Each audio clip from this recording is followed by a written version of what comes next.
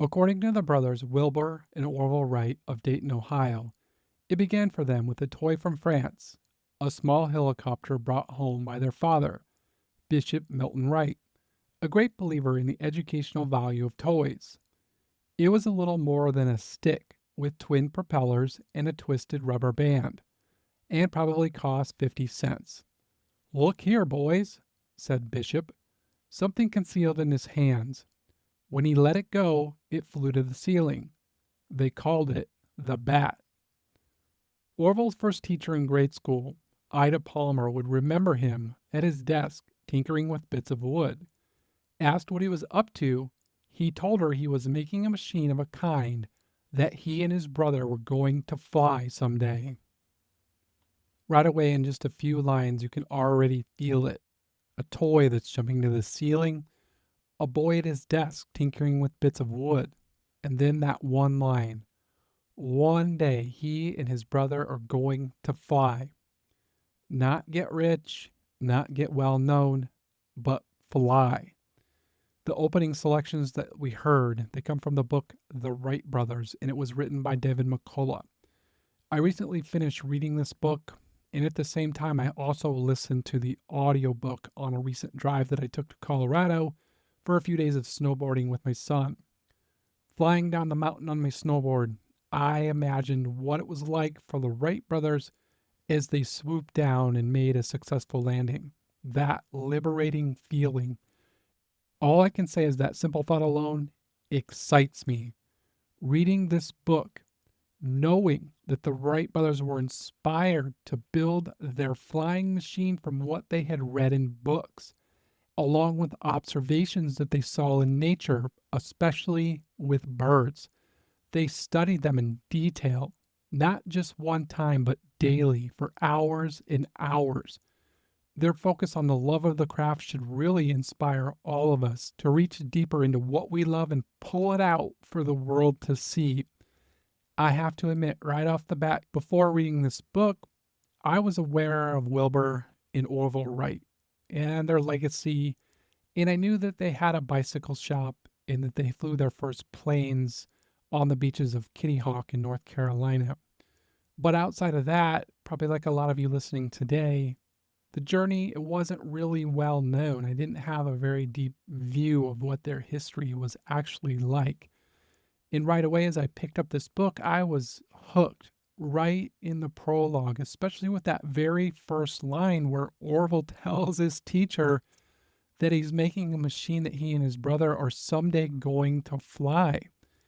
How could I not want to read more? That one line, it tells you almost everything you need to know about the brothers. They had a vision of flying. Along the way, they're blessed to have a very supportive family and teachers that encourage them and guide them along.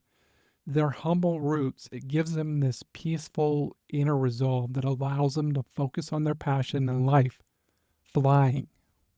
And with less than $1,000, that still amazes me, less than $1,000, these bicycle shop owners, they build what the rich and the famous men could not build. Other men, they burn through cash and they crash their airplanes in full view of thousands. The Wright brothers, they work on their craft in secrecy day and night. They're building, they're testing, they're learning, they're refining, and finally they are flying until it was finally time to show the world. Before we get into the full story today, if you enjoy the episode, my friend, and you find some value in the episode, if you could possibly just do me a quick favor and follow the show, or maybe just leave a quick review. My goal here is really to reach more people who enjoy this type of content as well. And by doing so, that really helps me a lot. It helps others find the show so that they can also enjoy the episodes. Everything is 100% ad free. I put a lot of time into making the episodes, and I intend to keep it that way. And I greatly, greatly appreciate all of your support. I also hope that you can pick up a copy of this book. It is fantastic and it has all of the details. I'm only covering just the most key topics to the story. If you really want to dive in deep and know all the background and all the story and the history on the Wright brothers, I highly, highly recommend this book. I don't think that you will be disappointed. All right, so let's jump back into the story here right away when you're reading the book.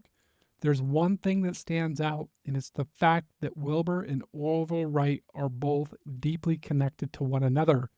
Their father, Bishop Wright, he describes them in the following way: inseparable as twins and indispensable in each other. These two brothers, they're not merely close, they're basically bound together. They live in the same house, they work together 6 days a week, they rest together on Sundays, they eat meals together, they keep their money in a joint bank account, they shared similar handwriting, and they even sounded similar. It says in the book that if you were in a different room, it would be really hard to tell which one of them was talking.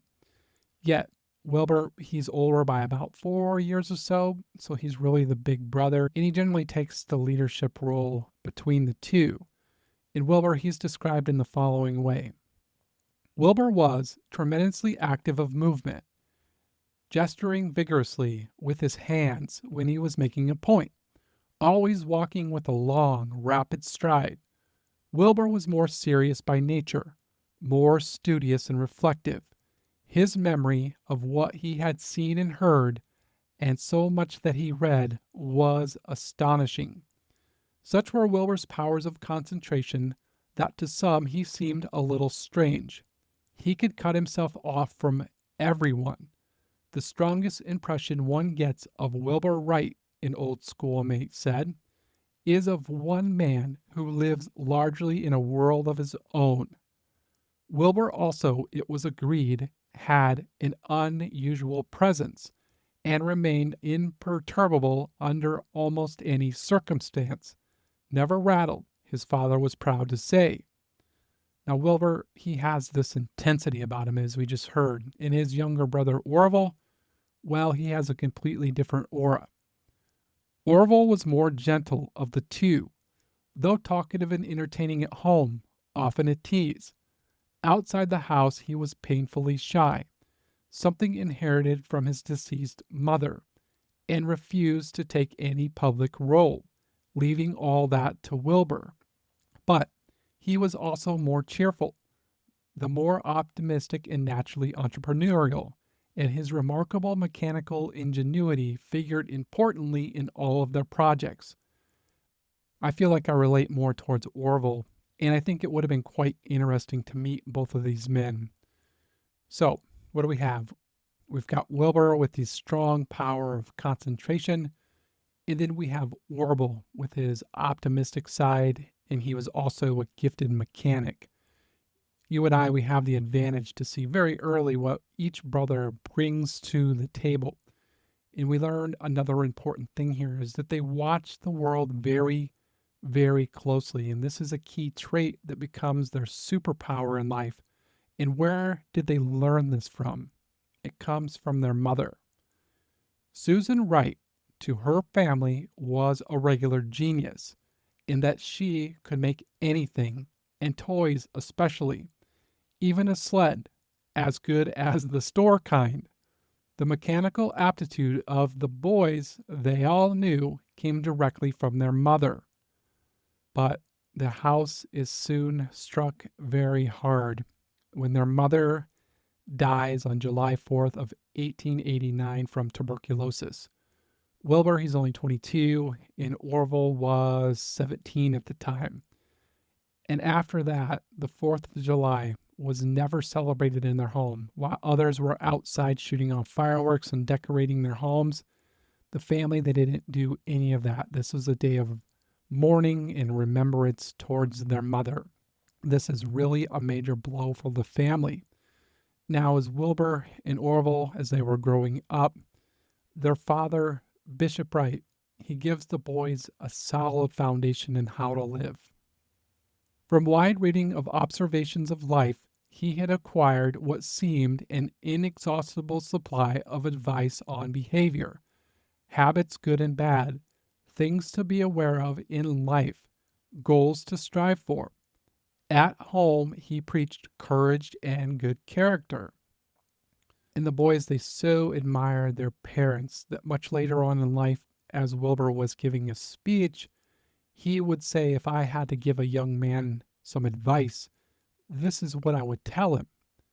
Pick out a good father and mother and begin life in Ohio.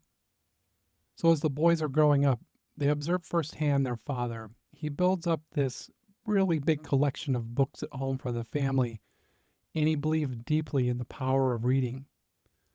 The Wright family book collection, however, was neither modest nor commonplace. Bishop Wright, a lifelong lover of books, heartily championed the limitless value of reading. One thing that's been popping into my mind here as of late, I'm really starting to think about bookshelves as like degrees. Based upon what you have on the shelves, that guides your degree track in life. For Wilbur, the family book collection, it's going to become basically his Yale of education, and more on that in just a moment. When you compound the act of actually owning the books with reading them and then applying what you learned, their father, he really believed that the sky here is the limit. And that's where the brothers went, to the sky. Between formal education at school and informal education at home, it seemed he put more value on the latter. He was never overly concerned about his children's attendance at school. If one or the other of them chose to miss a day or two for some project or interest he thought worthy, it was all right, and he certainly ranked reading as worthy. As a father, that's something that I believe in also. Now, as Wilbur is growing up, he is this star athlete. He's playing football, he excels at skating, and he was really good at gymnastics. In the classroom, he's one of the very top students in his class, and he has his eyes on Yale once he graduates. And he was always talking about Yale, wanting to go to Yale, wanting to get into Yale, trying to make the marks so that he could get into Yale, until life struck Wilbur in the face. Literally. One day he's out playing hockey on the frozen lake and he gets smashed in the face with a stick by a boy who had the name of Oliver Crook Haw. This knocks out most of Wilbur's front teeth. What exactly happened here is still a bit of a mystery. There wasn't a lot written about this. They think maybe this was done out of spite, but it was never really determined. At any rate, this changes everything for Wilbur. Bishop Wright, he's going to write the following note in his diary many years later about this. The man who threw the bat that struck Wilbur became one of the most notorious murderers in the history of Ohio, who, in 1906, was executed for the murders of his mother, father, and brother, and was believed to have killed as many as a dozen others besides. Wilbur, with the help of his mother, he recovers at home from this serious injury. All talk of Yale stops for him. As he gets better, his mother's battle with tuberculosis, it gets worse, and the caregiver roles basically reverse. Wilbur remained a recluse, more or less homebound for fully 3 years. 3 years when he began reading as never before. Now just imagine with me for a moment. If Wilbur had went to Yale, perhaps he meets his future wife. That happens to just about everyone that goes to college, it seems. And this is going to pull him away from Orville. Their flying machine forever remains just something in their mind, something that maybe could have been. While what happened with this accident was not a blessing at the time, it changes history. It really did. This changes the whole trajectory of his life. Another thing that hit me really hard here was that for 3 years, Wilbur, he's at home and he's reading. And I literally wrote this in my book. Did he get a better education than Yale? Big question mark.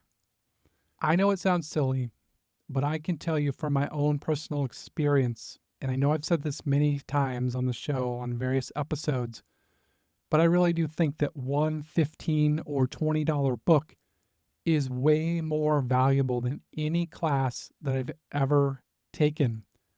Plain and simple. When you read that book and you apply what you learn, I find way more value with that. That's what also made me think about bookshelves as degrees. Because what Wilbur is doing here over this 3 year period of time is he's building an internal library of knowledge. And as all of this is going on, his brother Orville, he's working as an apprentice out there in his printing shop, and he learns all that he can. And he gets to a point where he says, you know what? I want to start my own business. He designed and built his own press using a discarded tombstone, a buggy spring, and scrap metal. Right there, that's amazing. He built his own press. I would like to actually see what that looked like. That had to be very interesting. Not long after Wilbur, he snaps out of his isolation. And it says in the book that Wilbur and his father, Bishop, actually went out and they raised some money to buy a better printing press for Orville. And so Wilbur, he starts helping out in the business. And together they publish a newspaper that's called the West Side News. You could buy a subscription for 45 cents a year or 2 weeks for 10 cents. The paper business, it only lasts for a couple of years because they get sucked into this new fad, bicycles. Yes, bicycles had become very popular, and it's going to change the brothers' path in life forever. The bicycle was proclaimed a boon to all mankind, a thing of beauty, good for the spirit, good for the health and vitality, indeed, one's whole outlook on life. Now, this next point of view on the bicycle I find quite interesting. Like all technology, all new technology, there are those who see benefits, and then there are those who see the evils. And I've never encountered this view before. I found it interesting, and I just wanted to share it with you right here. And here goes. Voices were raised in protest. Bicycles were proclaimed morally hazardous. Until now, children and youth were unable to stray very far from home on foot. Now, one magazine warned 15 minutes could put them miles away. Because of bicycles, it said, young people were not spending the time they should with books. And more seriously, that suburban and country tours on bicycles were not infrequently accompanied by seductions. I guess the point being is that young people, they can now escape real quickly from their parents and get away from their prying eyes and then undertake all kinds of wrongdoings, if you will. And I think those things are going to happen regardless of bicycles or not. Anyway, that's quite an interesting view. Needless to say, Wilbur and Orville in 1893, they're absolutely hooked and they open their own bicycle business. They call it the Wright Cycle Exchange. And what they do is they start selling and repairing bicycles. Their business grows quite quickly. And within a year or so, they move to a bigger location. That store overflows. And they move one more time to the third store. In this bigger space, it has a machine shop up above. And this really opens up a lot of doors right here for the brothers, this machine shop. There, on the second floor, the brothers begin making their own model bicycles available to order. So that machine shop, it's going to play a really important role to the story here very soon. And from the book, we get to learn a little bit about the Wright brothers' bicycle business from one of the advertisements that they would run in the local newspaper. It will have large tubing, high frame, tool steel bearings, needle wire spoke, narrow tread, and every feature of an up-to-date bicycle. Its weight will be about 20 pounds. We are very certain that no wheel on the market will run easier or wear longer than this one, and we guarantee it in the most unqualified manner. Their homemade bikes, they sell for about $60 to $65 each. And that was really a good deal because a lot of the mass produced bikes were somewhere around $100. This allows the brothers to generate a very nice income. They were making around $2,000 to $3,000 a year. This is a very handsome sum in the mid 1890s. And as things are going very well for the brothers, Orville, he is struck with typhoid fever. And because of this, he's going to be bedridden for about a month. He's running a high fever and he's really close to death. Typhoid at this period in history was usually a death sentence. Wilbur, he's often at his side reading aloud. In the recent death of a German gliding enthusiast by the name of Otto, Lilienthal had a grip on the brothers' thoughts. I see this period of time as adding big logs to a small fire that the Wright brothers had been kindling. And just listen to this. He took his lessons from the birds, Lilienthal said, that the secret of the art of flight was to be found in the arched or vaulted wings of birds, by which they could ride the wind. That is interesting. Lessons from birds. The Wrights are learning firsthand right here from Lilienthal how to get started. Over the years, Lilienthal had designed and built more than a dozen different gliders. The wings were arched like a bird's and made of white muslin tightly stretched over a frame of willow. As a pilot, he would hang his arms below the wings. Lilienthal would position himself on a steep slope, the wings held above his head. Then he would run down the slope and into the wind, hanging on as the wind lifted him from the ground.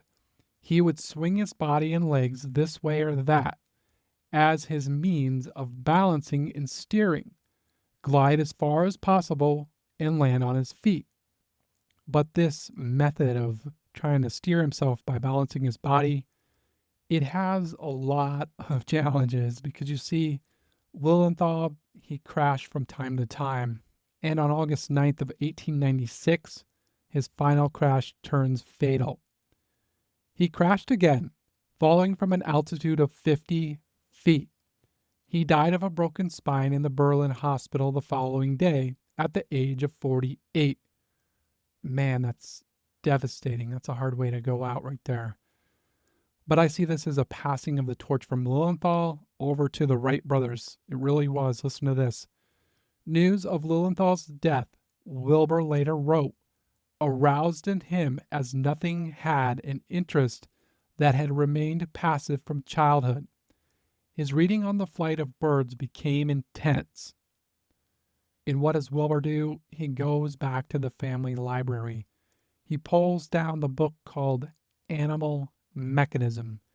He read it during those 3 years where he was in isolation. He rereads the book yet again.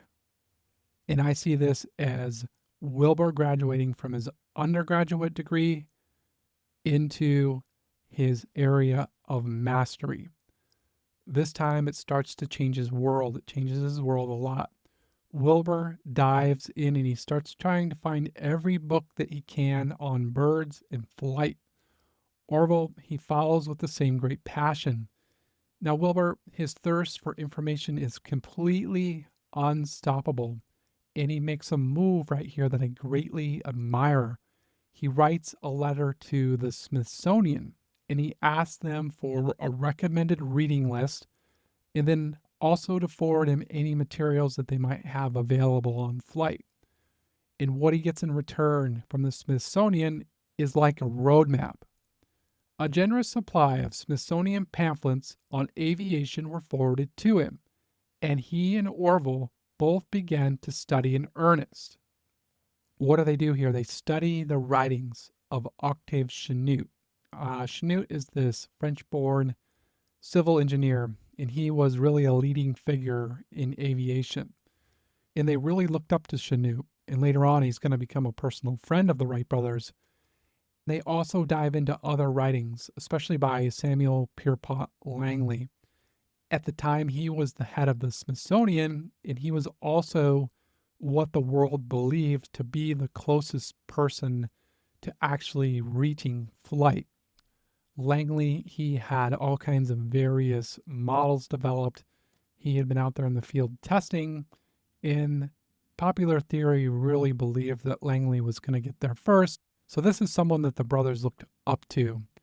And then one other thing to keep in mind is that there were a lot of leading figures in society who were just dumping large amounts of money into this problem. I mean, we're talking about names like Alexander Graham Bell, Thomas Edison, the Smithsonian was heavily involved, of course, the American military, and they were dumping hundreds of thousands of dollars into this problem.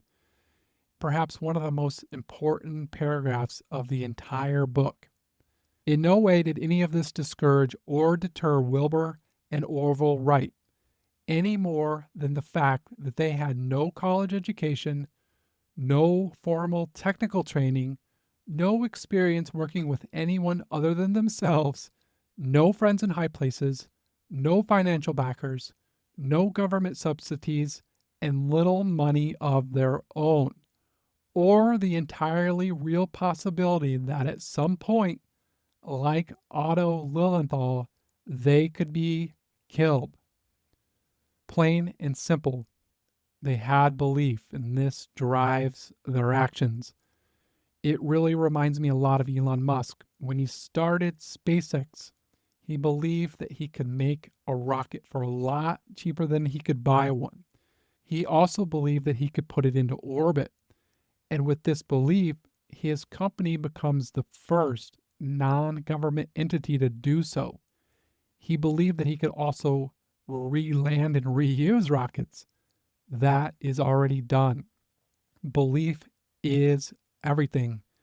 In fact, every person that we've studied on the show has belief in what they are doing.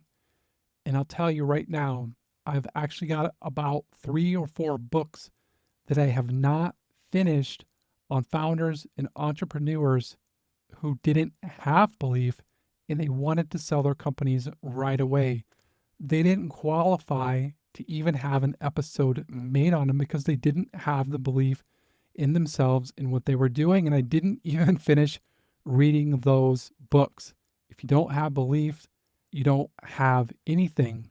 When you believe in what you're doing, it just makes the road ahead so much more clear. So, with this firm belief, the brothers, they continue reading like men who were on a mission. One such book was called Empire of the Air, and this deeply affects Wilbur. In fact, he considers it the most remarkable piece of literature on aeronautics possibly available. The author of the book, Mullard, he says the following: he gave fair warning that one could be entirely overtaken by the thought that the problem of flight could be solved by man. When once this idea has invaded the brain, it possesses it exclusively. This book right here, Empire of Air, it leads Wilbur and Orville to spend considerable amounts of time outside studying birds. For the brothers, the dream has really taken hold. The brothers, they're going to say the following: the words of Lilienthal and of Mullard had infected us with their own unquenchable enthusiasm and transformed idle curiosity into the active zeal of workers. I really see all of these great thinkers as heroes for Wilbur and Orville. They're looking up to them for guidance and understanding. And it can be the same for you and I. We can really learn from the Wright brothers here. We have to look for those people in business that we can draw inspiration from. That helps us move forward. Each time I read a biography or an autobiography, it just moves me in some small way to try to make the podcast better or to put something that I learn into practice in my own life or my own businesses. It's just so very powerful, a strong lesson that these two brothers, they really teach us. So where are we at this point? The brothers, they're reading a lot. They're outside, they're observing birds, and they spend a lot of time just thinking. They're thinking very deeply about what it is they want to put together. And what they do is they design their very first glider kite. This is like a quarter scale replica of what their bigger full scale glider or flying machine is going to be. But they started really small here. They both understood that one of the most important aspects to staying in the air is what is known as equilibrium or balance in flight. This was the big problem that still needed to be solved, and they start with this small scale model.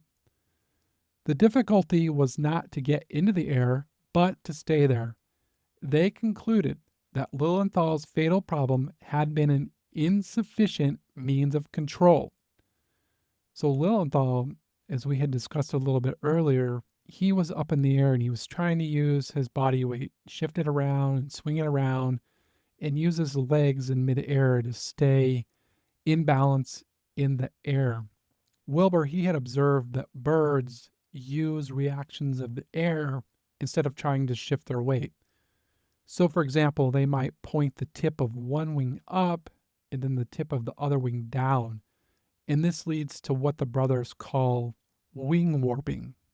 One evening at home, using a small cardboard box from which he had removed the ends, Wilbur put on a demonstration, showing how by pressing the opposite corners of the box, top and bottom, the double wings of the biplane glider would be twisted or warped to present the wing surfaces to the air at different angles or elevations, the same as birds did.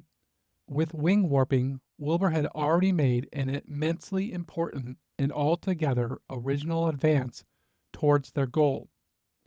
Now, for their next step, what they do here is they take everything that they had learned from the books and their field observation of birds and they apply it. They want to apply it to see if it's going to work in a real life model. In the summer of 1899, in a room above the bicycle shop, the brothers began building their first aircraft, a flying kite made of split bamboo and paper with a wingspan of 5 feet. It was a biplane with double wings, one over the other.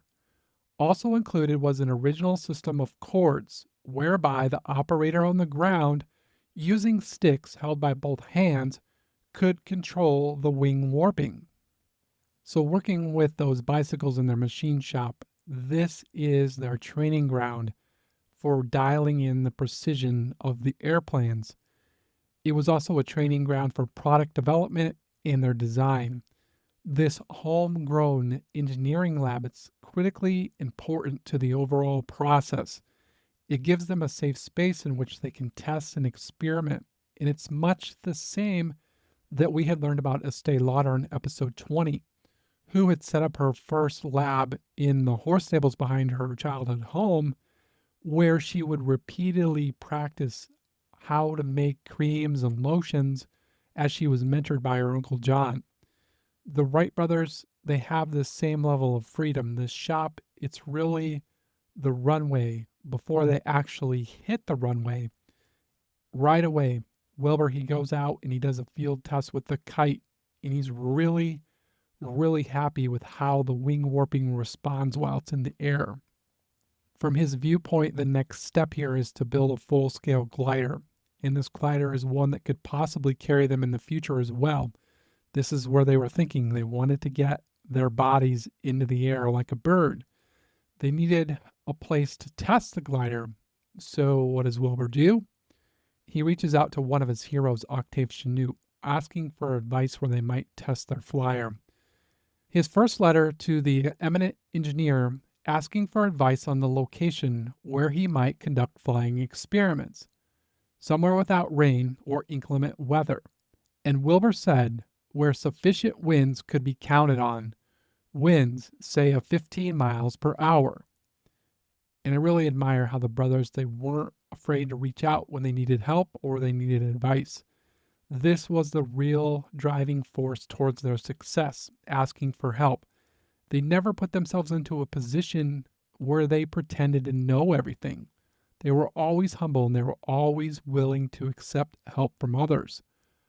Octave, he does write back and he tells the brothers, either the east coast of South Carolina, on the Outer Banks of South Carolina, or possibly Georgia may be good candidates for your testing. And this pushes Wilbur even further. So what he does next is he inquires with the U.S. Weather Bureau, and they tell him kind of the same thing, but they say the remote outer banks of North Carolina, there was this place called Kitty Hawk that through all of their data they showed always had consistent winds of what he was looking for. But this place, however, it's 700 miles away from home. Wilbur, he really wants to make sure that he has the correct location. So before going all that way, investing all the time and the energy of traveling that far from home, he writes a letter to the local postmaster of Kitty Hawk inquiring about the conditions there. A few weeks later, the postmaster, his name was William Tate, he writes back and he says that Kitty Hawk does indeed have steady winds. They also have sandy beaches and they have rolling hills, and that it would be the perfect place. Well, that sealed the deal. Kitty Hawk it was. In the final weeks of August, the brothers built a full-size glider with two wings that they had intended to reassemble and fly at Kitty Hawk. First as a kite, and then, if all went well, fly themselves. Its wingspan was 18 feet. The total cost of all necessary pieces and parts, ribs of ash, wires, cloth to cover the wings, was not more than $15. That is amazing. For less than $15, they build their first, almost full scale at this point, almost full scale. They build their first glider that they're going to test. And this is the model that's going to allow them to experience flight for the very first time. So Wilbur, he gets everything packed up and he sets off for Kitty Hawk. And it takes him something like a week to arrive there by train in boats. The train was fast, like 2 days, and then it took him like 4 days to find a boat that would take him over to Kitty Hawk. When he arrives, he meets William Tate. He was the part-time postmaster of Kitty Hawk, and he gives Wilbur kind of a general feel of the land and what things were like. Until Orville's arrival, Wilbur worked at setting up camp on a good-sized hill a half a mile from Tate's house, overlooking the water. That done, he began preparing the glider. Now, right here, the brothers' main goal, it's learning, and they always stressed this first. Their father, Bishop, he also stressed safety. He was always cautioning them on safety. They wrote letters back and forth a lot to each other, say every couple of days, probably once a week. Bishop was always preaching to them about safety. And they really took this to heart and they proceed forward quite cautiously. He was there to learn, not to take chances for thrills. The man who wishes to keep at the problem long enough to really learn anything positively must not take dangerous risk. Carelessness and overconfidence are usually more dangerous than deliberately accepted risk. Such great advice right there. The main goal is to test their wing warping system. They wanted to overcome this challenge of equilibrium or balance. This is the main issue with flight. It's staying in the air, keeping your balance and control in the air. Orville, he reaches camp a few weeks later to find that Wilbur's ready to go and start testing their glider. With everything in place, it consisted of two fixed wings, one above the other, each measuring 5 by 17 feet. In addition, it had warping controls and a movable forward rudder and a horizontal rudder or elevator. The whole apparatus weighed slightly less than 50 pounds. These first test flights that the brothers undertake, they're not very well documented. It's going to be maybe another year or so before the brothers, they start keeping better records about what they're doing as far as building their planes and what their results were. And a lot of what is known comes from letters that are written back and forth between the brothers and their sister Catherine and their father Bishop. That's how a lot of this information had been derived and how they knew kind of what the brothers were doing. But starting off here, they fly the glider much like a kite, and it performs really well. And they find themselves building the confidence day after day, and they decide the next step here is to try a man flight. And here's how it works out. He would stand inside the opening in the lower wing. This is Wilbur. As Orville and Bill Tate stood ready at the wing tips. On signal, all three would take hold and start trotting forward, down a slope of sand straight into the wind. Wilbur would hoist himself into position, stretch flat, and grasp the controls. Orville and Tate grabbed a hold of lines attached to the wing to keep the glider from sailing higher than wished. It's all about control and making small steps, along with the power of observation. This is what they were after, taking what they had learned from birds and applying it to their glider. Orville would say the following: learning the secret of flight from a bird was a good deal like learning the secret of magic from a magician. As they're learning the secrets of flying here, their confidence in the glider, it starts to soar. Less than a month later, just listen to this. This is amazing. It was October 19th, and after nearly 4 years of concentrated study and efforts by the brothers, it proved a day of days. Wilbur made one man flight after another. How many is unknown. No count was kept. He did record, however, flights of 300 to 400 feet in length and speeds on landing of nearly 30 miles an hour. For me, that just gives me a lot of inspiration, seeing how they obtain the knowledge from watching birds, reading books, and learning from their mentors. It inspires me in the same way that Estee Lauder, who we studied on episode 20, was inspired by her mentor and her teacher, Uncle John, who showed her how to make those first creams and lotions, and that set her on a lifelong path. For Wilbur and Orville, their mentors came through birds and books. With such a great success here, the brothers pack up, they're happy, and they head back home to Dayton. An important thing to keep in mind here is everything that they are doing is self-funded through their bicycle business. Flight, while it consumes their mind, it was just a side experiment for right now. They had just taken a very big step forward, but they need to get back home. They had hoped to learn much of value there, and they had, more ever than they expected. They had felt they found a way forward. Now, check this out. This is really interesting. It's not really critical to the story. I just found it interesting. Or, well, I don't know. Maybe it is. It shows really how humble and generous the brothers were towards those that they consider friends. Bill Tate, as we had mentioned earlier, he was the postmaster, and he had been out there quite often in the fields helping the brothers with their experiments. So as they're getting ready to leave for home, they give Tate the glider and they say, you can use this any way you see fit. So what he did is he gave the wing covering material, the cloth, he gave it to his wife, Addie, and she's going to take it and she's going to sew dresses for her 2 daughters. And I really wonder if those dresses still exist in some fashion. That would be quite interesting to know. I guess I could look that up. But at any rate, just imagine those 2 girls walking around in dresses made from the first fabric of the Wright Brothers glider. At any rate, the brothers, they go back home. They really need to focus on their bicycle business. For the next 8 months, they're going to focus on developing a new and improved glider. In one major change they made here, this is key to the story, and this is going to cause them a lot of problems down the road. The very first glider that they put together, everything was done on observation. For this second glider, they had changed the curvature of the wings. They made it greater. And they did this because they were going based upon measurements that had been calculated by one of their heroes, Otto Lilienthal.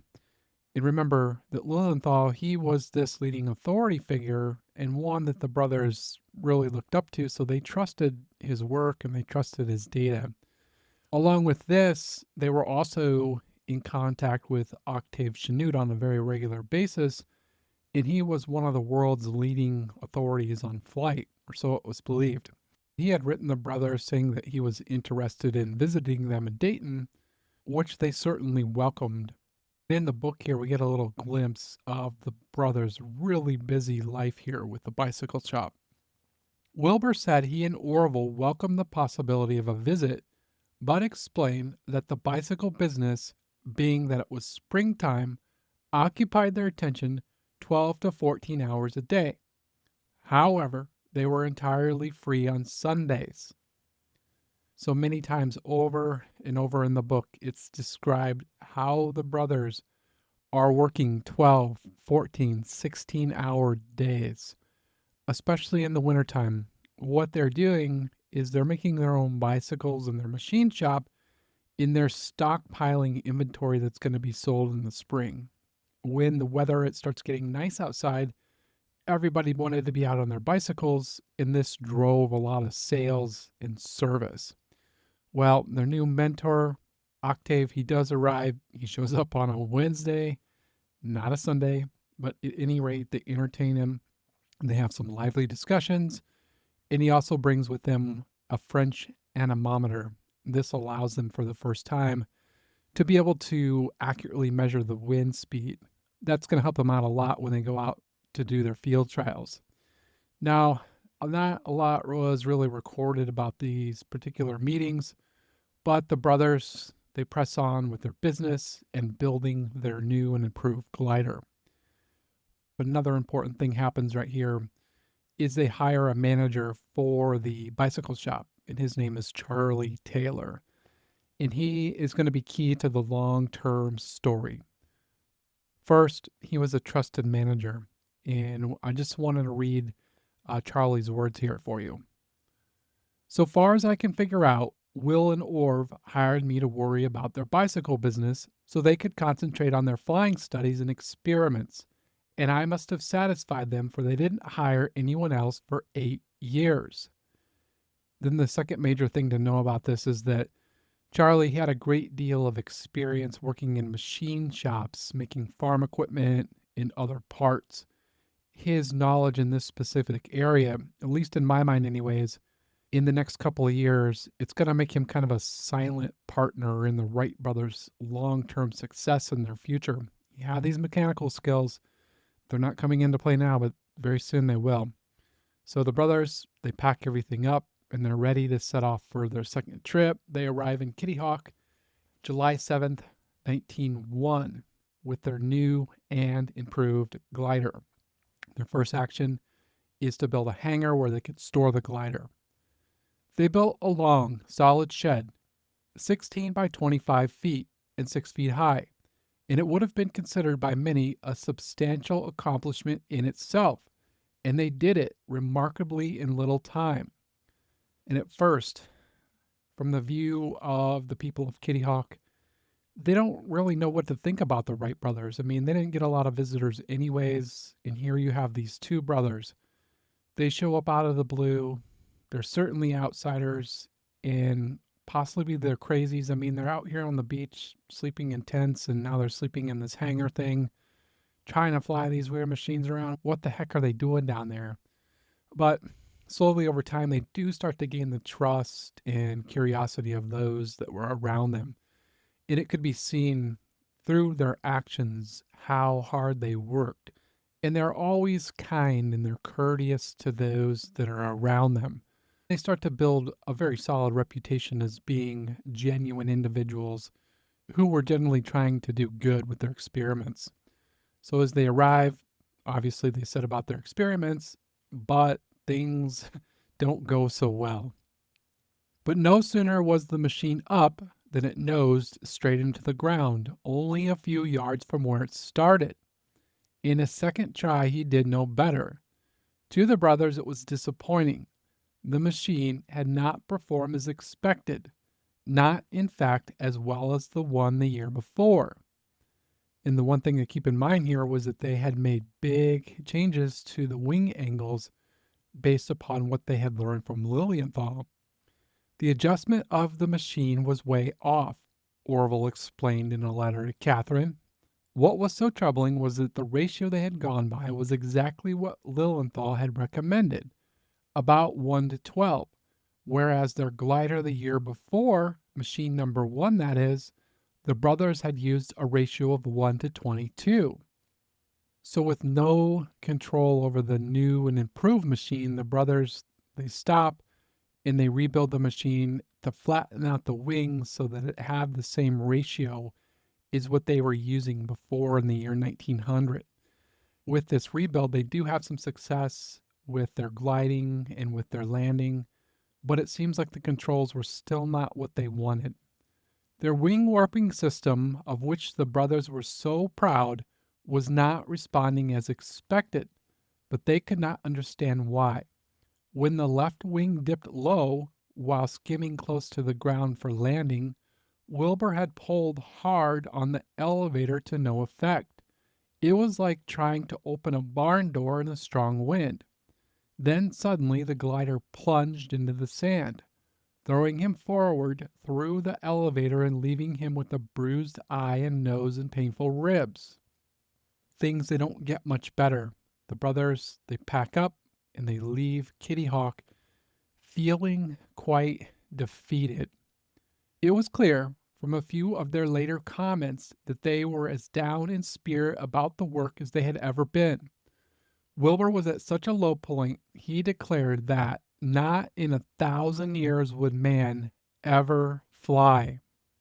It was not just that their machine had performed so poorly or that so much still remained to be solved, but that so many of the long established, supposedly reliable calculations and tables prepared by the likes of Lilienthal, Langley, and Chenart, data the brothers had taken for gospel, had proven to be wrong and could no longer be trusted. Clearly, those esteemed authorities had been guessing, groping in the dark. The accepted tables were, in a word, worthless. This kind of reminds me of what we talked about on episode 7 in the early days of SpaceX when they were trying to reach orbit. On their third attempt, the team, they really felt like success was in their grasp based upon how much they had learned up to this point. And when they went to launch the rocket, it failed when stage 1 and stage 2 bumped into each other during separation, and it made it reaching orbit impossible. While the team was down, very down, they thought the company was basically over. Elon Musk, he rallied the company, challenged them to build that fourth rocket. And 6 weeks later, they fired that thing and it reached orbit. It's kind of the same thing right here. In Orville's words, he says, "We had to go ahead and discover everything ourselves." And this is exactly what they did. Almost right away, they get home and they make a fresh start. Orville says, "We knew that it would take considerable time and funds to obtain data of our own." The Wright brothers, they're now writing their own playbook. No longer can they rely on past tables and data that are inaccurate. What was in print had carried them this far, but they had to dig in deep, and it's this determination that's going to lead them to flight very soon. And as Wilbur says, if you really wish to learn, you must mount a machine and become acquainted with its tricks by actual trial. But before this, it's all about data collection. And at this point in the book, to me, it kind of feels like the training montage when you're watching a Rocky movie. He's getting stronger each day, and with much grit and pain, he's running up the stairs to the museum. He's ready to go into battle. For the Wright brothers, it's the upstairs room above the bicycle shop that becomes their training ground. The brothers set out that autumn of 1901 to crack the code of aeronautics themselves.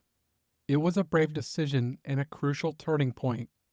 Of primary importance was to find a way to achieve accurate measurements of the lift and drag of the wing's surface, and the ingenuity, as well as the patience, they brought to their experiments were like nothing done by anyone until then.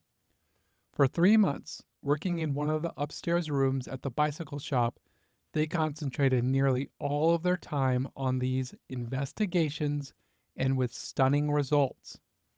They devised and built a small scale wind tunnel, a wooden box 6 feet long and 16 inches square, with one end open and a fan mounted at the other end, and this was powered, since the shop had no electricity, by an extremely noisy gasoline engine. The box stood on 4 legs about waist high. For testing apparatuses inside the box, they used old hacksaw blades cut to different sizes with tin shears and hammered into a variety of shapes and thicknesses, some flat, some concave and convex, or square or oblong, and each about 6 inches square and 1/32 of an inch thick, these strung on bicycle spoke wires.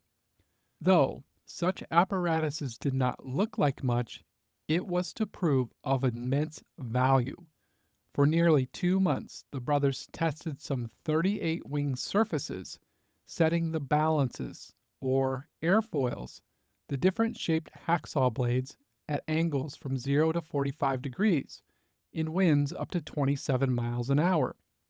It was a slow, tedious process, but as Orville wrote, those metal models told us how to build. Data, data, and more data. What works for the Wright brothers 125 years ago still applies today, and they teach us a valuable lesson here. When you want to know something, study it, test it, refine it, and make it your own. It works then, and it works today. The Aeronautical Society of Great Britain, they are later going to say, never in the history of the world had men studied the problem with such scientific skill, nor with such undaunted courage. Often they're working past midnight.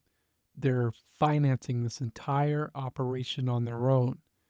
In fact, Octave Chanute had for quite some time been asking the brothers to take financial help, and they always declined. Chanute would say the following: what if some rich man were to provide $10,000 a year? Adding that he knew Andrew Carnegie well. Would you like for me to write to him? Again, Wilbur tactfully declined. From my view here, they had to balance their time between the bicycle shop and testing their flying machines.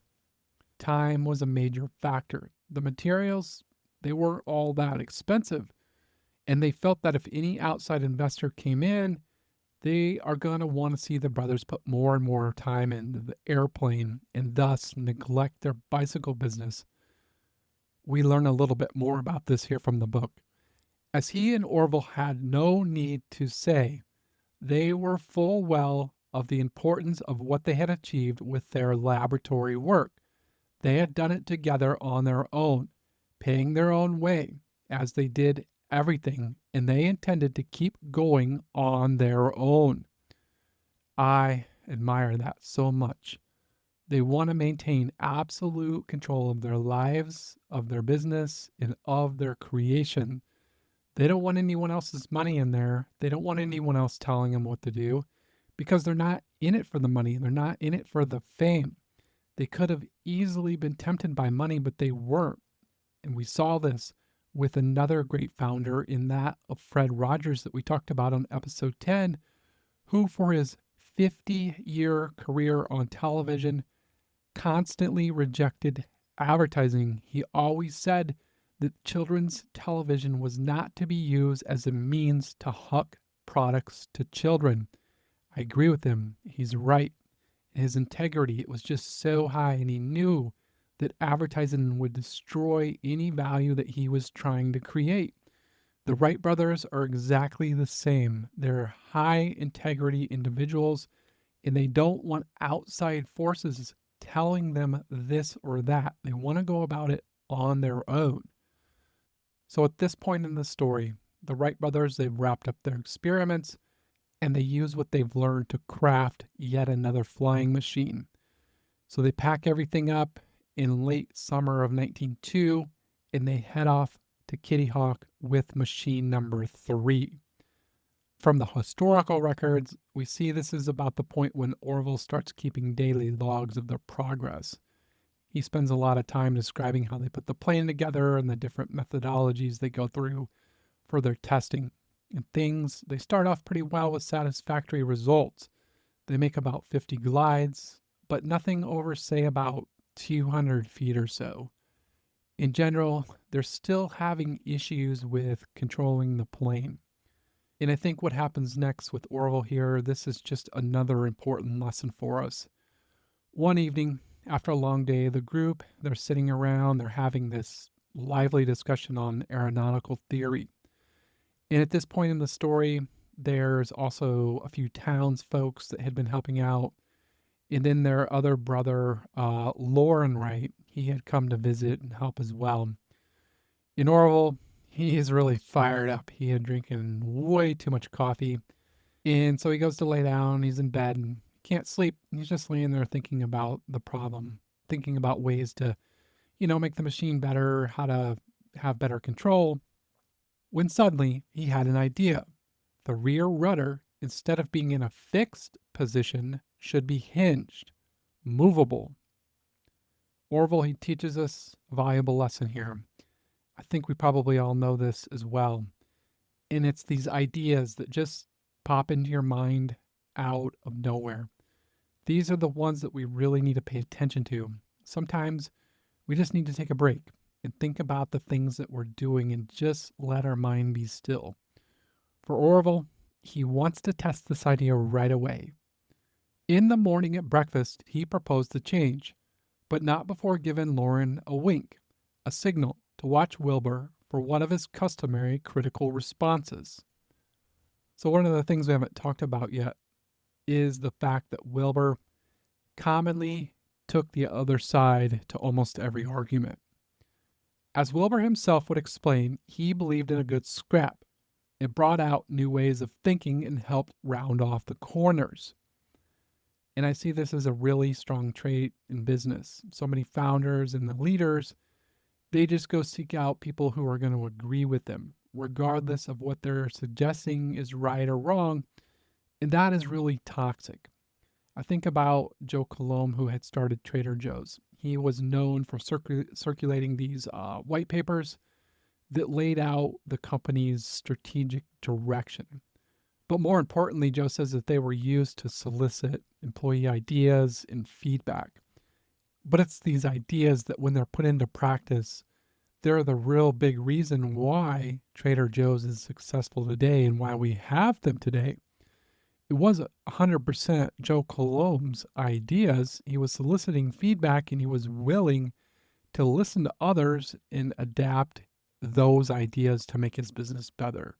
So this healthy exchange of ideas, as Wilbur had said, helps to round out the corners. This is just very valuable for all of us that are in business to be open to ideas and suggestions. And just because someone has a different viewpoint, don't discredit them right away. Take into consideration what they have to say and see how this is going to work in the overall big picture. Now, in this particular case, Orville, he's going to be a little bit shocked because Wilbur, well, he likes the idea right away. Work began on the change the same day.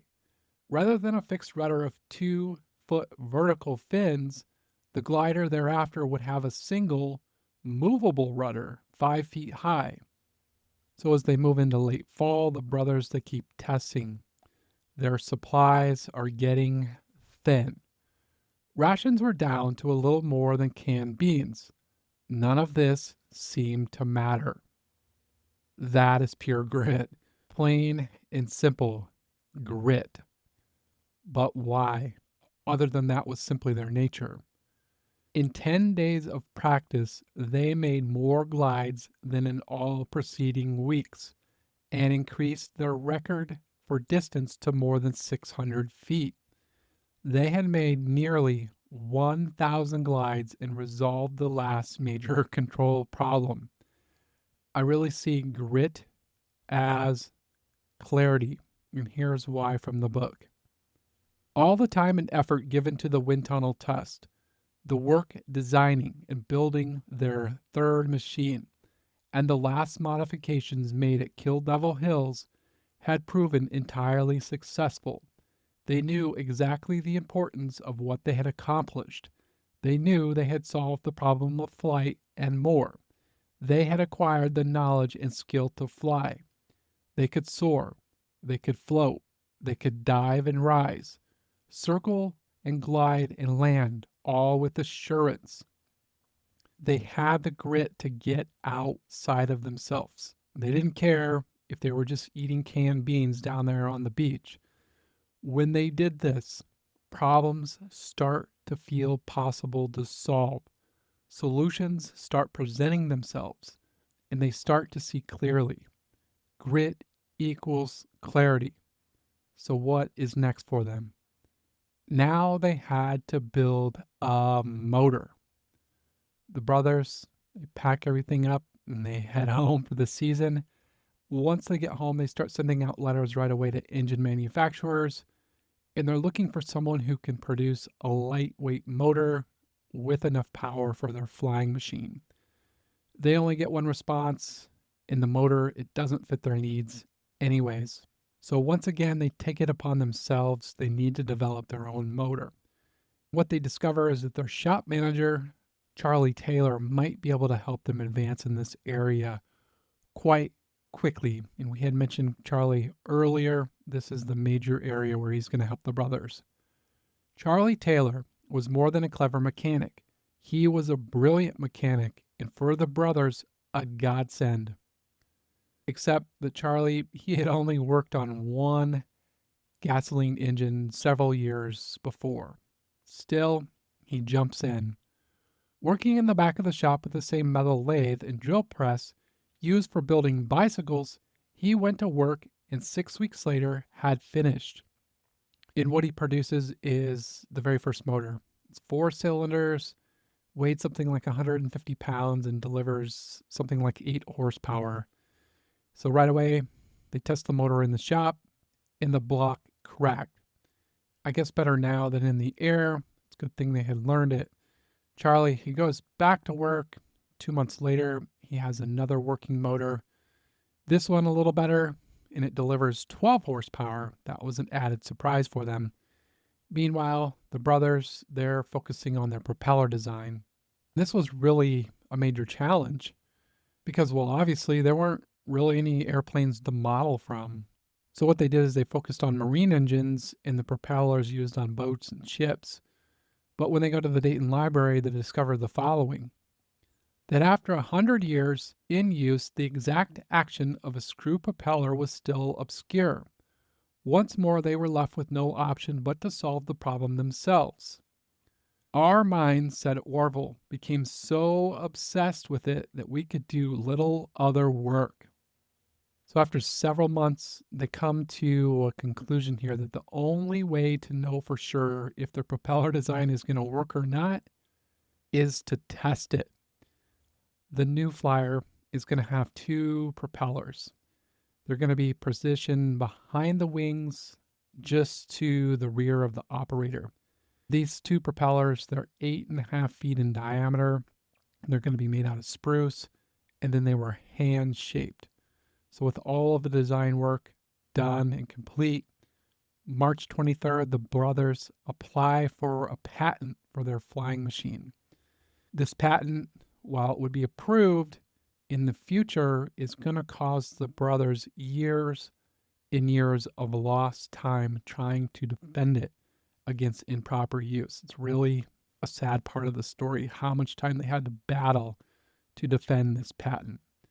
But for now, they press on, they take off for Kitty Hawk, and they arrive there in mid-October of 1903, only a couple short months away from history. Their first objective is always to test the new flyer. So each day, they break record after record, gliding more than 500 feet right from the start. The brothers, they're really pleased with how well the machine moves with ease in the air. That change that they had implemented to the rudder from Orville's thought that he had in the middle of the night. That made a huge difference. So we go forward about a month or so. We're in early November of '03. They begin to work to add the motors and the propellers to the flying machine. Quite quickly, they're met with a disaster when the motor misfires, and this damages the propeller shaft. So they ship it back to Charlie Taylor in Dayton, Ohio, and basically they wait for a month. A new one arrives, but by this time the weather had turned really cold, and we get to see their grit yet again. In a letter that Wilbur had written, he's going to say the following: "We now have 5 blanket nights. Next comes 5 blankets, 2 quilts, and fire. Then 5 blankets, 2 quilts, fire, and a hot water jug. This is as far as we've got so far. Next comes the addition of sleeping without undressing, then shoes and hat, and then finally overcoats." Grit and determination is the way I read that. The brothers, they have a vision. With the motor now mounted to the flying machine, it's running smoothly. It's time to move into the next phase. But before we get to that, something important that I want to call out here for you is the fact that the first flyers, they don't have wheels. They have these wooden skids on the bottom, kind of like snow skis, if you will. Or I guess if you're a snowboarder, kind of like 2 snowboards mounted to the bottom. So they needed a creative way in which they can launch the plane at the start here. The flyer would be launched on a single wooden track to serve like a railroad track, 60 feet in length, on which it would slide. The total cost of materials for this invention was all of $4. So they've got everything set up. They've got the new propeller shaft in place, and they're just about ready to go when the propeller shaft cracks. Orville immediately packs his bags and he heads back to Dayton to see what could possibly be done. They're so close. Now, Dayton, it's like 4 or 5 days away. Wilbur, he waits in Kitty Hawk, and while the brothers are dealing with their own setbacks here, that exact same year, one of the world's leading authority figures in aviation, Samuel Langley, he was failing miserably and also failing in full public view. On August 8th of this exact same year, Langley, he had intended to launch what was called his Great Aerodome, and he was going to launch it from a houseboat that had been positioned on the mosquito-infested banks of the Potomac River. It had cost $50,000 in public money, in Smithsonian resources, and the largest appropriation yet granted by the U.S. War Department. Professor Langley and several of his friends, including Alexander Graham Bell, contributed another $20,000. The headlines in the newspapers the next day read, "Airship as submarine." This great aerodome that had traveled something like 1,000 feet, and it ended up crashing in the river in front of a very large cloud of spectators and reporters. Everyone thought that he was really going to make it into flight, but he failed on that day. 2 months later, Langley, he's back at it. This time he has a full-scale aerodome, and they're calling it the Buzzard, and it has a wingspan of 48 feet. This time he launches it, it goes up, and then directly down into the water. Didn't go anywhere except to the bottom of the river. And all this time, the Wright brothers, they're focused on building their new flyer. They didn't have any press. They weren't after the limelight. And they didn't say any negative words towards Langley. They showed nothing but respect the entire time.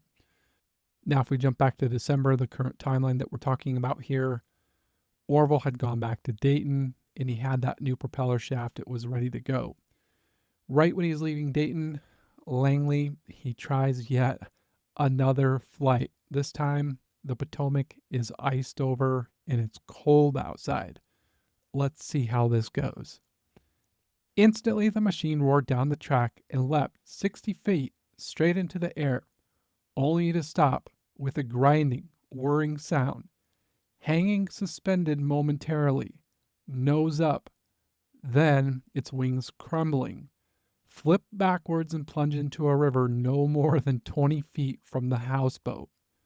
And needless to say, as you can only imagine, the pilot that they had hired, he was not happy about this. He ends up in the frozen water and they had to jump in and rescue him.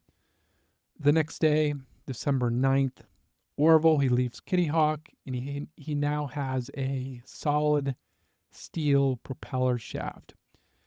As the brothers learn about Langley's most recent attempt, they don't say anything negative. It's only in a positive light. Let me read for you here real quickly.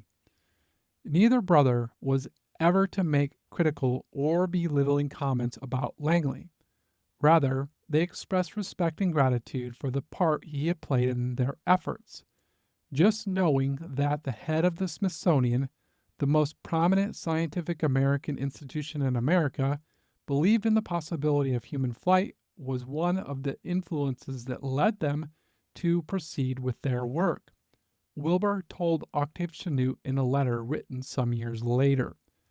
Instead of looking for the negatives, they focus on the positives.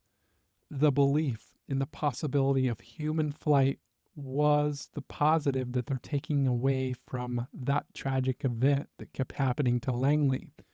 And it reminds me a lot of Sam Walton in what we've talked about in the past, how he spent a large amount of time in his competitors' stores. In some cases, he spent more time in competitors' stores than the competitors themselves. And he never looked for the negative. He always thought that looking for the negative would never help you advance in business. What he did is he looked for the positives. And when he saw something that he thought would help him in his business, he would write it down in his yellow legal pad. He'd run back across the street or go back to his store, and then he would quickly start implementing all of that goodness into his stores. And that results in what we have today as Walmart. That was his real education in retailing, always looking for the positives. It's always going to take us so much further in life and business, just like Sam Walton and the Wright brothers. So Orville, he arrives. They've got everything set up. It's December 17th, and it's time to finally test the flyer. On this day, there were 5 other men from Kitty Hawk that had shown up to help with the testing. Let's see how things go. The day was freezing cold. Skims of ice covered several nearby ponds. A gusty wind was blowing hard from the north. Working together, they and the men hauled the flyer over to the launching track, which was running north-northeast, straight into the freezing wind. Wilbur and Orville shook hands, as if saying goodbye, and Orville took the controls of the flying machine. Earlier in the day, Orville had just set up a camera about 30 feet from the end of the starting rail and had assigned John T. Daniels to squeeze the rubber bulb to trip the shutter as the flyer passed that point. Orville now positioned himself on his stomach at the controls. Minutes passed as the engine warmed up. At exactly 10:35, Orville slipped the rope restraining the flyer and it headed forward, but not very fast because of the fierce headwind. At the end of the track, the flyer lifted into the air, and Daniels, who never operated a camera until now, snapped the shutter to take what would become one of the most historic photographs of the century. Of course, the flight, in Orville's words, was extremely erratic. The flyer rose, dipped down, rose again, bounced and dipped again like a bucking bronco when one wing struck the sand. The distance flown had been 120 feet. Total time airborne was 12 seconds. They go a second time. Wilbur at the controls. He reaches 175 feet. The third time, Orville takes it 200 feet. And then on the final flight of the day, Wilbur was going to cover a distance of 852 feet over the course of 59 seconds. It had taken 4 years. They had endured violent storms, accidents, one disappointment after another, public indifference or ridicule, and clouds of demon mosquitoes, To get to and from their remote sand dune testing ground, they had made 5 round trips from Dayton, counting Orville's return home to see about the stronger propeller shafts. A total of 7,000 miles by train, all to fly a little more than half a mile. No matter, they had done it. So later in the day, the brothers, they walk 4 miles in the cold to Kitty Hawk to send a telegram back home so that they could let their brother and their family know that they had success and to also alert the press of what they had just done. Their brother Lauren, he takes the message to the editor of the Dayton Daily Journal. His name was Frank Tonson. I think that's how you say it. In his reaction, this kind of shocked me, to be honest with you. Tonson read the telegram and showed no interest. 57 seconds, eh? If it had been 57 minutes, then it might have been a news item. No mention was made in the journal the following day. Now, when they sent that telegram, the operator had made a mistake. They changed the 59 to 57. And while it was only 59 seconds, in the next few years, those seconds are going to turn into minutes. Their brother Lauren, he goes to visit another publication by the name of Dayton Daily News. They do print the story, but not on the front page. It's just in a small section on the inside pages, and it didn't get hardly any attention whatsoever. However, back in Kitty Hawk, the brothers, they pack everything up and they head for home. And I think the next paragraph from the book really puts everything into perspective so well here.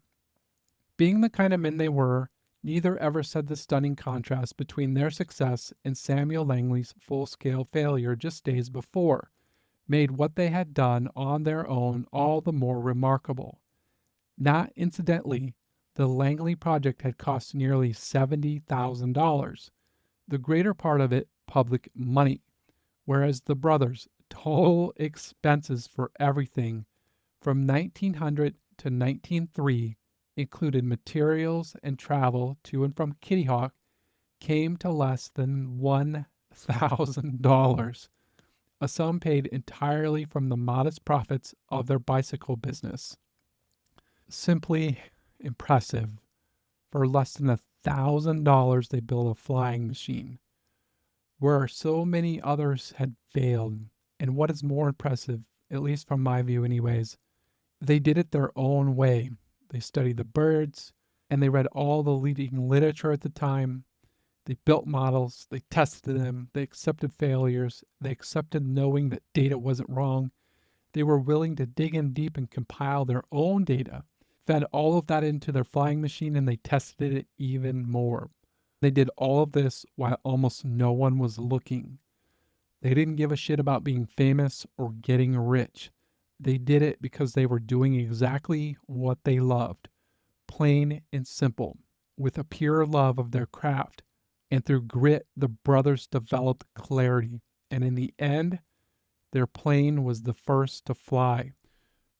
Shortly after the brothers arrive home in Dayton, they make the decision that they're going to suspend any further testing of the flyer at Kitty Hawk. This is going to help them save travel expenses. And one of the reasons that they really liked Kitty Hawk anyways was because it had the softer sand for landing. But now they really have this confidence in their plane, and they felt like a location closer to home would better meet their needs. Plus, they really want to start working on the plane year round. So they had located an open field that was called Huffman Prairie. The pasture belonged to Torrance Huffman, president of Dayton's Fourth National Bank, whom the Wrights knew. When they inquired if they might rent it for their use, he said there would be no charge, so long as they moved the cows and the horses outside the fence before flying their machine. Then another advantage to Huffman Prairie is that it was only a 5-minute trolley ride from where they were located. So the brothers, they build a storage shed on the far edge of the property away from the trolley. And at first, they start out really rough. They invite friends and family to come out and see the demonstrations, but the weather was not cooperative for them. And when they can fly, they have several minor accidents, and this generally limits any spectators from showing up. Another downfall at Huffman Prairie was simply the lack of wind. The plane at the time didn't have enough power to start up on its own, so what the brothers did is they designed this catapult system to help it get started. Made with 4 wooden poles, it looked like a drilling rig. At the apex, over a pulley hung by a single rope, metal weights totaling as much as 1,600 pounds. The rest of the rope ran from the base of the tower down the launching track on pulleys to the end of the track to another pulley. Then the rope ran back again to the starting point where it hitched on the front of the flyer. With a team of horses, the brothers would haul the weights to the top of the derrick. Then, when all was ready, the pilot would release the rope. The weights would drop, the machine would be pulled rapidly to the end of the track and shoot into the air. This made all the difference in the world for the brothers. In September of 1904, they make flight after flight, more than 50 in total, each flight going further than the last. For the first time, they make a half-circle turn in the air. That may not sound like a lot, but it was a really big deal. And just listen to this. Not one reporter bothered to attend during this time, nor did public interest increase. With a few exceptions, there seemed no public interest at all, no local excitement or curiosity or sense of wonder over the miraculous thing that was happening right in Dayton's own backyard. The local newspapers, they never picked up the story. They heard about what was going on, but they simply don't believe the truth. But there is a turning point here, and I think this is really fitting. You see, there was a gentleman by the name of Amos Ives Root, and he had written to the brothers with a curiosity about what they were doing. And the brothers, they had invited him out to Huffman Prairie to see some of the demonstrations. Now, Root, he was like 64 at the time, and he had become known as the bee man of Ohio because he was in the business of selling beekeeping supplies.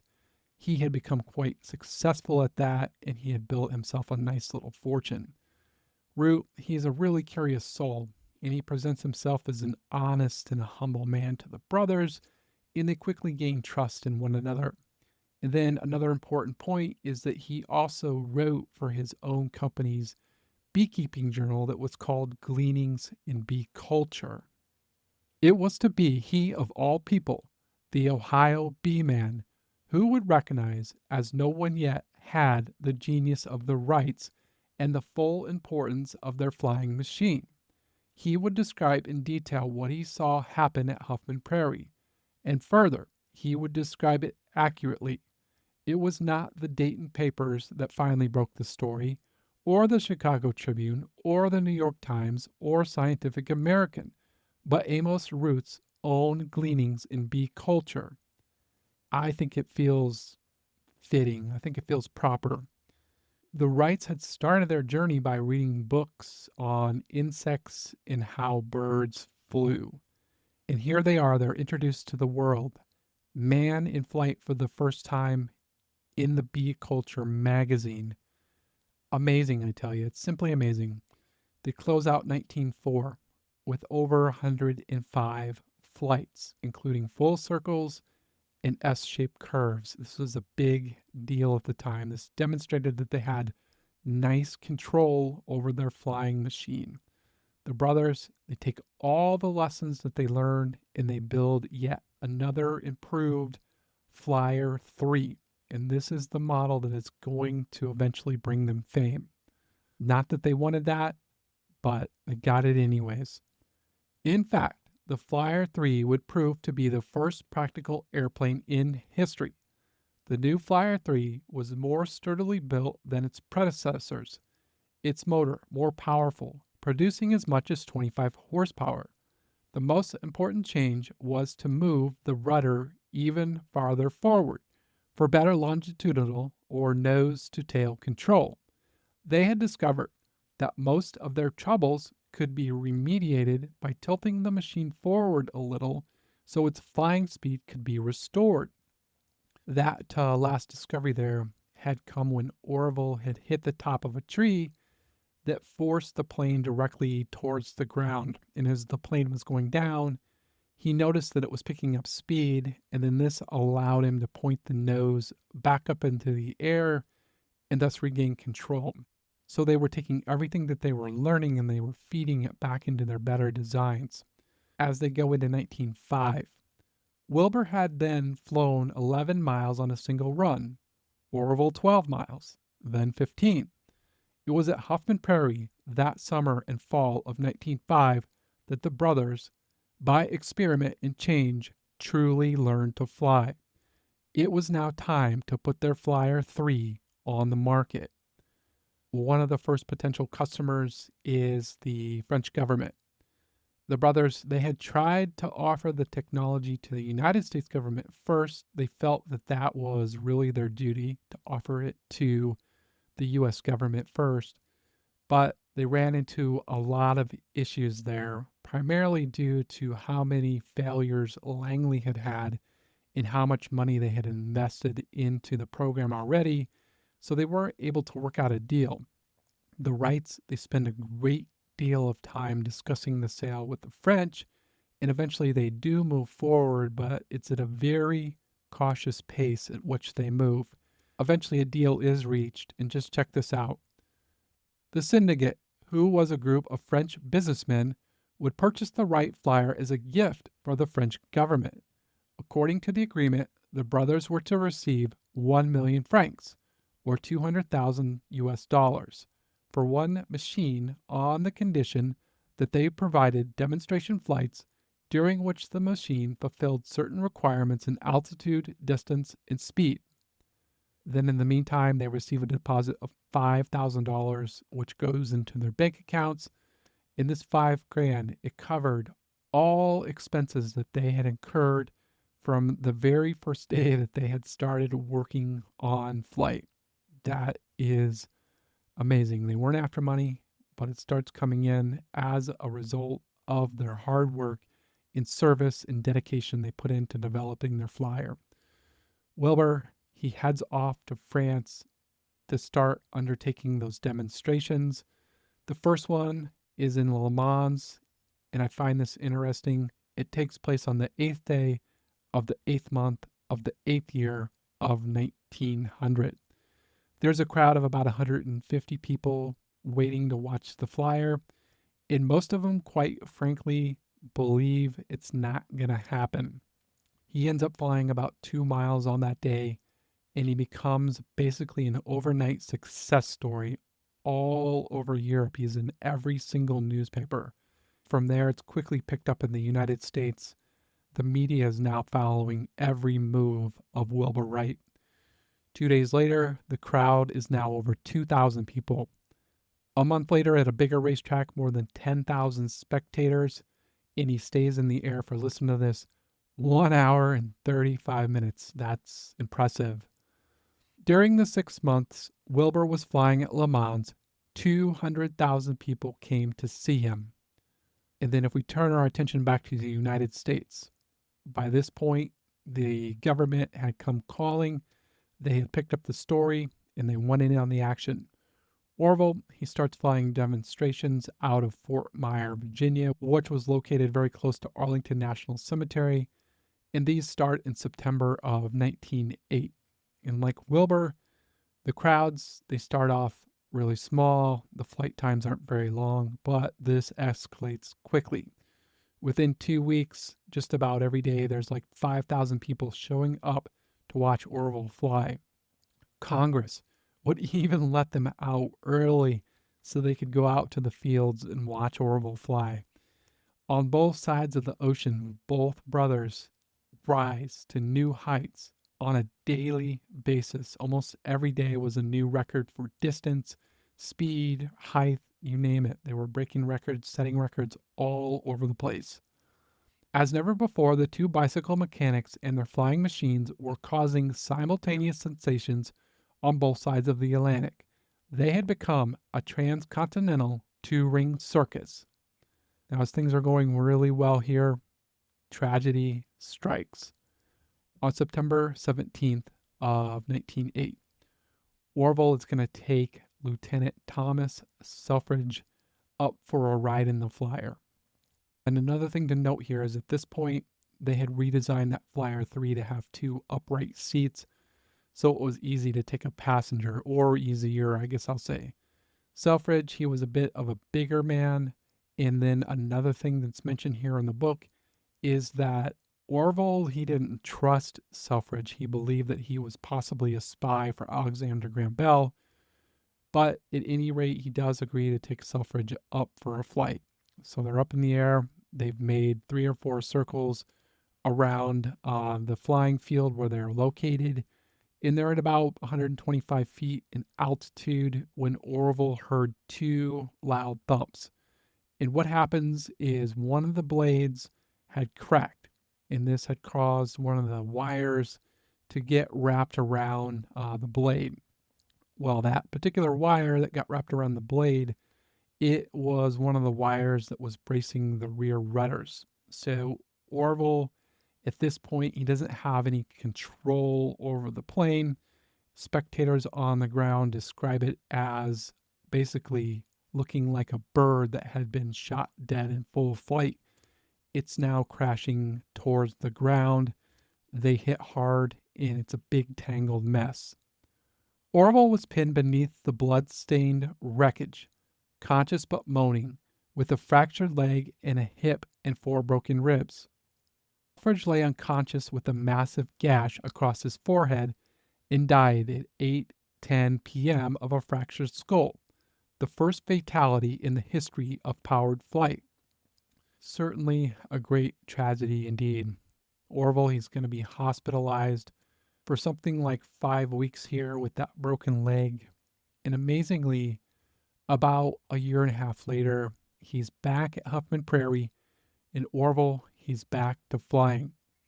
His confidence, it rose higher and higher. Just a few years before, almost no one showed up at Huffman Prairie to watch him fly.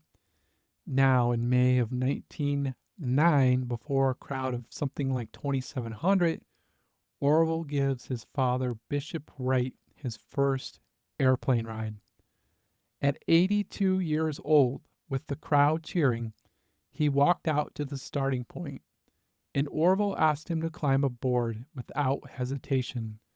They flew over Huffman Prairie at about 350 feet for a good 6 minutes, during which time the bishop's only words were, "Higher, Orville, higher."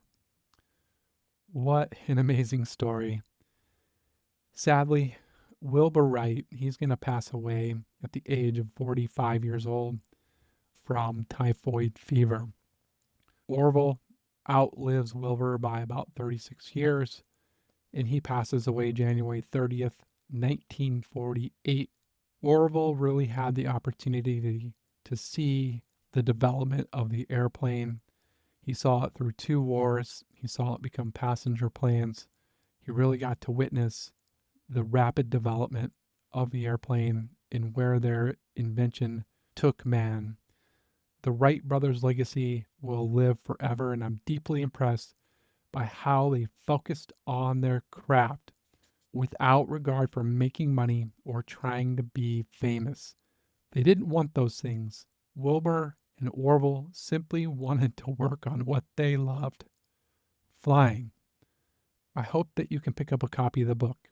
There's links in the show notes, and I really think that Wilbur and Orville would want you to use that link because 1, they loved reading, and 2, all commissions earned or donated to help support children's literacy. And because of the strong literacy skills of the Wright brothers, we have the airplane today. I appreciate your time for listening to the episode.